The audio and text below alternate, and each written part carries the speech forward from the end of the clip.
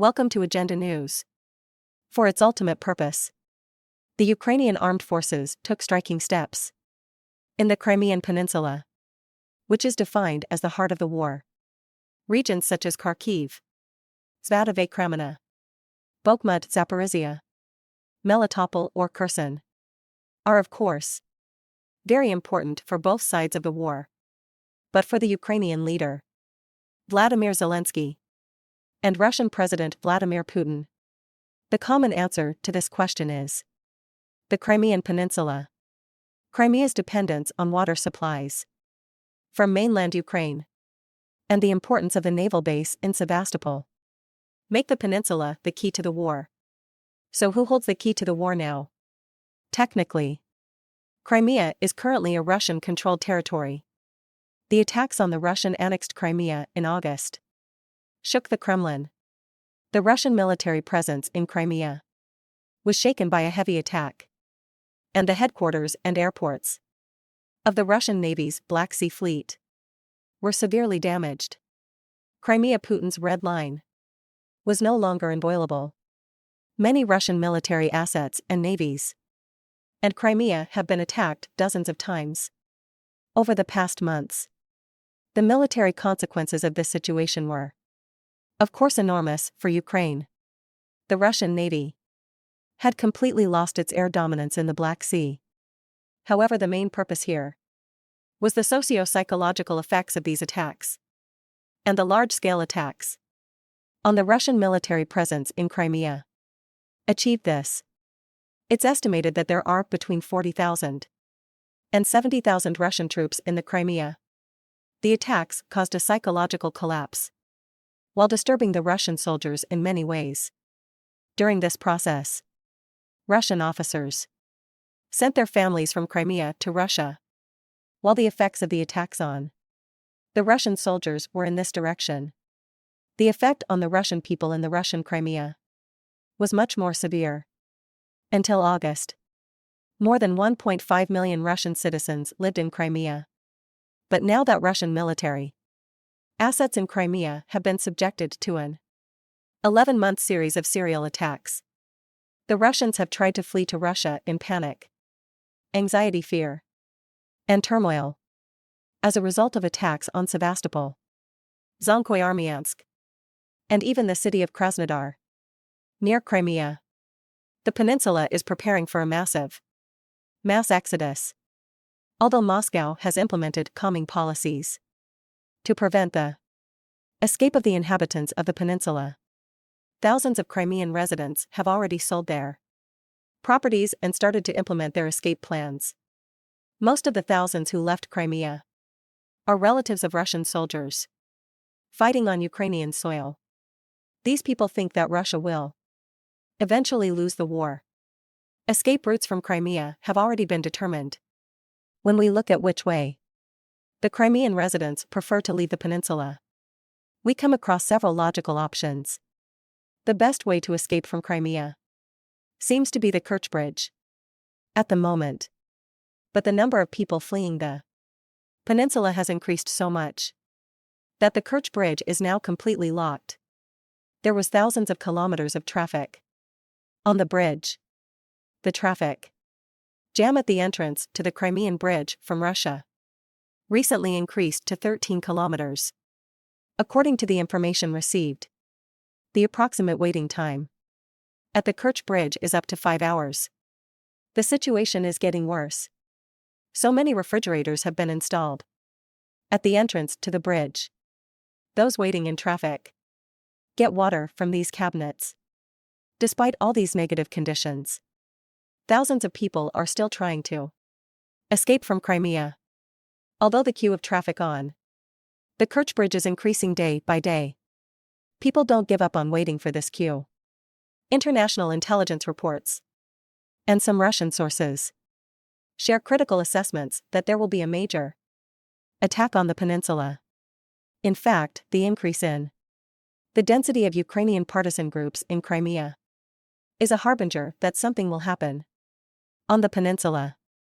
Experts suggest that at a time when the counteroffensive of the Ukrainian armed forces in the southern part of the front is starting to gain momentum. The Russians are afraid of Ukrainian sabotage on the bridge. Actually, it's pretty accurate. All vehicles are checked at the bridge entrance. Russian authorities in Crimea are probably trying to prevent sabotage groups from taking any action on the peninsula.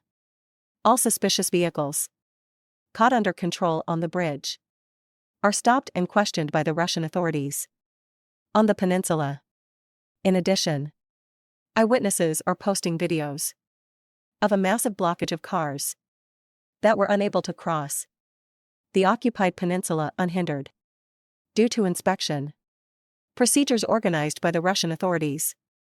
After the videos were posted on social media, Russian authorities on the peninsula claimed that these were routine checks so as not to escalate the incident. But such videos are causing the people of the peninsula to panic even more, leading to a record increase in evacuations. According to Crimean Transport Minister Nikolai Lukashenko at 9 a.m. on July 1st, traffic on the Kerch Bridge stretched by 5 kilometers, and the waiting time to cross the bridge was more than 2 hours. Crimean Transport Minister Lukashenko also reported that additional workers were sent to the control line on the bridge, and control over their work was strengthened. These statements by Nikolai Lukashenko actually reveal the whole reality in Crimea. Controls are being increased for peninsula residents who want to flee, but Russian authorities in Crimea are trying to delay evacuation as much as they can, considering where the most suitable escape point for the inhabitants of Crimea is. Many military experts and war analysts speculate that this place may be Krasnodar. The residents of the peninsula also chose to cross the Sea of Azov and reach the Russian city of Krasnodar in order to get rid of the psychological effects of the war immediately.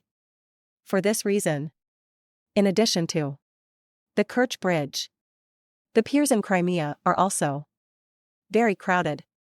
Residents of Crimea leave the peninsula by ferry. From these piers, some go to Krasnodar, others wherever the ferries take them.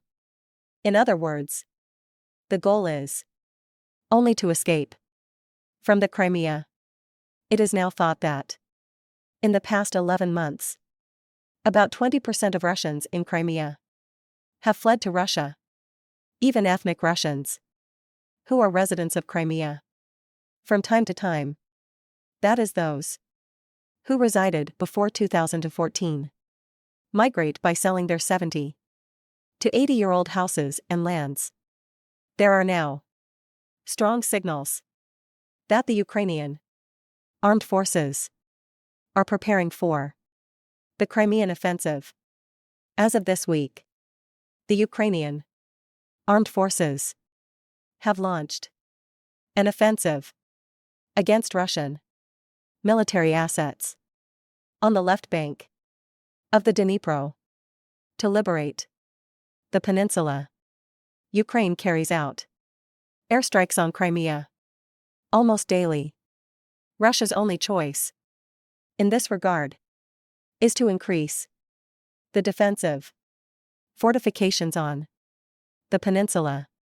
However, since the peninsula cannot be covered with a shield, the Ukrainian army can target Crimea at any time with long-range missiles. But the inhabitants of Crimea were leaving their order behind and leaving the peninsula due to possible attacks by the Ukrainians. After 2014, mostly Russians settled in Crimea, and Putin, who took the majority of the population, has ruled this region for a long time. The Russian population in Crimea is around 1.5 million, and half of this was settled in Crimea after 2014 now. According to this data, the Russian population in Crimea is still around 50%.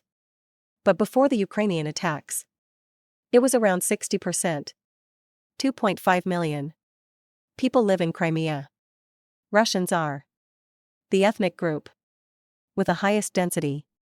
At 60%, however, as it can be understood from here, approximately 250,000 Russians left Crimea. Ukrainian President Vladimir Zelensky's chief representative in Crimea, Tamila Taseva, announced that if she retakes the Black Sea Peninsula, she will face the evacuation of 500,000 Russians from Crimea. The statements of Ukraine's Crimean official felt like a bomb on the agenda. Taseva stated that approximately 500,000 to 800,000 Russians currently live in Crimea illegally and could be forcibly deported in accordance with Ukrainian legislation and international law norms. Over 2.5 million Russians live in Crimea, and as a result of Ukraine's pressure on Crimea, about 250,000 Russians have fled to Russia. If 800,000 Russians living illegally in Crimea were deported from the peninsula, more than 1 million Russians would have left Crimea. The Crimean Tatar leader and regional experts predict that at least 500,000 more Russians may leave the peninsula by the end of the summer.